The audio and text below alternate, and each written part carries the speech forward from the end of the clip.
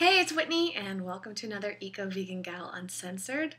I think I mentioned in one of my videos that I sublet a lot, and this is the third sublet I've had in the past 6 months. and it's kind of fun, actually. I realized there's a lot to learn from it, which is what this video is going to be all about. One thing is that moving around is teaching me an important thing about being flexible and also not being too attached to material things. It's keeping me on my toes in the sense that I don't want to carry around too much of myself each time I move. And I also don't want to get a storage unit, a second storage unit, I should say, because one of mine is in San Francisco right now. So I'm kind of being forced to just continuously minimize the amount of things that I have and always look at my clothes. Am I wearing all my clothes? Or are there some that I could use at a clothing swap, or some that I could bring to a secondhand store and trade in for credits or money? It's reminding me to cut down on all the food that I have. I would say probably about half of the things that I own right now are food.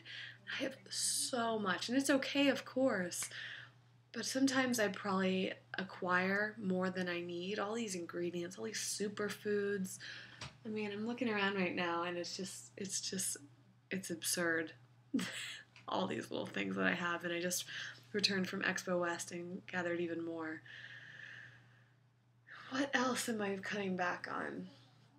All sorts of things, beauty products and things like that. I've never been really that into beauty products, but I'll just acquire them because I want to try them out. And like you'll leave just a little bit left in some because you don't want to waste it, but you don't want to use it all, and on and on and on again. It's teaching me to just keep letting go and letting go and letting go. And frankly, I don't really have that much stuff, but it's still a pain to bring it around. Probably the biggest thing that I'm learning, one more thing before I get into the big topic, is that moving around is really inspiring, actually. And I love being in all these little places. There's just something to learn, and there's a different energy in all of them, and every location and every style. This one that I'm in right now is really, really sweet. It's colorful. You'll see it in a bunch of my videos. And the girl that I'm subletting from is an artist and so creative, and it's inspiring a lot for me, and it's moving me around since right now all of the work that I do is from home. So it's great to have a creative space that will inspire me every day and keep my energies flowing. So I'm really, really excited about that. The big topic, though, is about working on some of my, for lack of a better word, weaknesses, some of my triggers and sensitivities. One big thing is that I am really sensitive to sound. I tend to be a pretty private person in a lot of ways.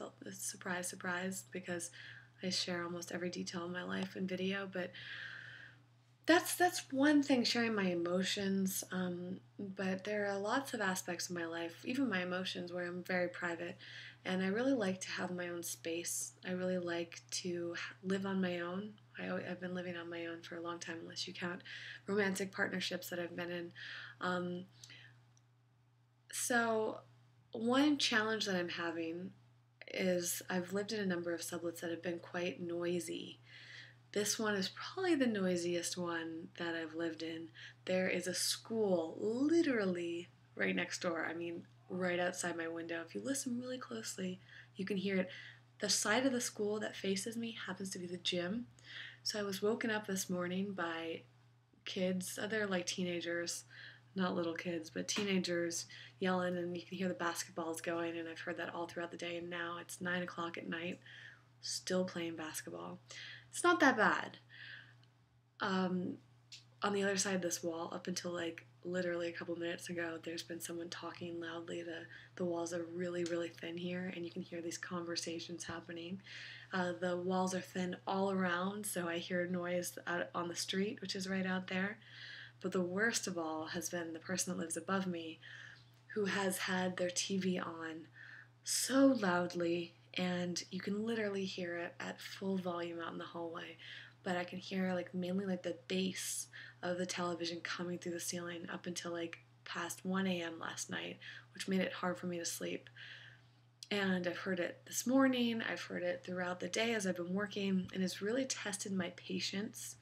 But with anything, it's forcing me to think about my sensitivities and see if I can kind of grow over them, get over them, right?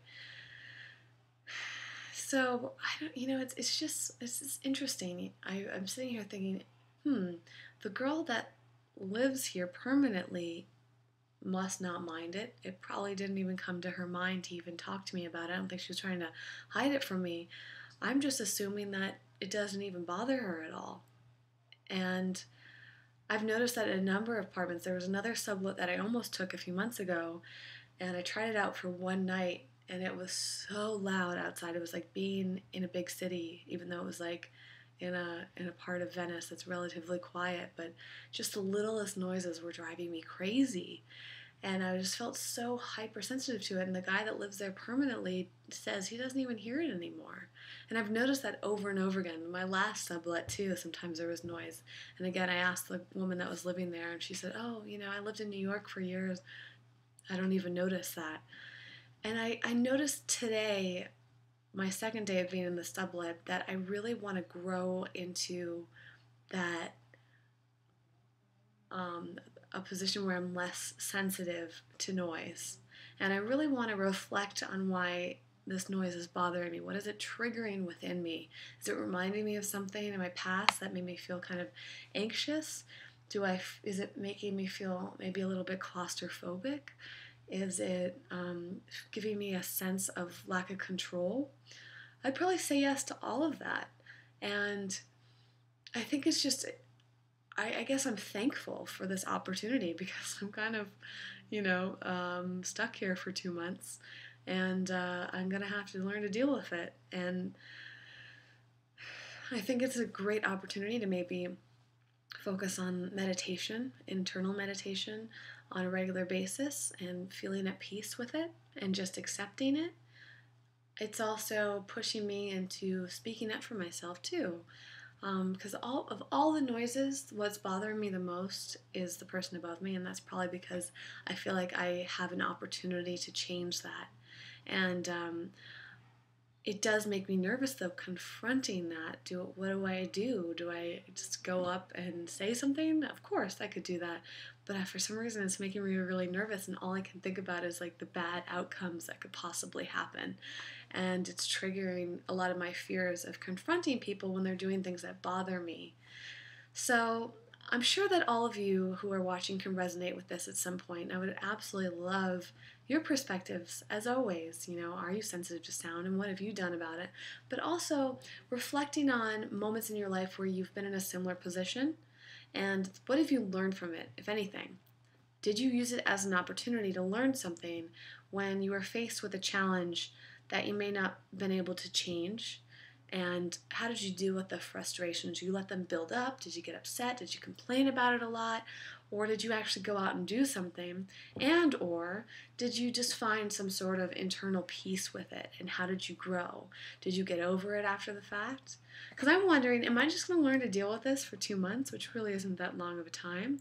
Or maybe I'll actually get over this altogether, and this is an opportunity for me to get over an aspect of my life that's been kind of haunting me and bothering me for my entire life. Maybe I'll be able to handle being in a lot of challenging situations. Maybe this is just building up the thickness of my skin. All right, well, I look forward to hearing your comments as always, and thanks so much for watching and listening to me and giving me the opportunity to reflect. I really enjoy having this and sitting down, because I think that sometimes listening to other people will trigger things for us to reflect in our own lives. And for me, it's just incredibly therapeutic. It's almost like a therapy session. So I just want all of you to know that I appreciate it, and it's, it's pretty mind blowing that you're even interested in watching this sort of thing. So, but I received so many beautiful comments from all of you, and I'm glad that I've started opening up the comment section recently and allowed myself to get over some of the vulnerabilities I was feeling when I first started this channel. Thank you so much, and of course tune in to the main Eco-Vegan channel and all the others little channels when you have the opportunity, and I will see you in the next one. Looking forward to your thoughts. Bye.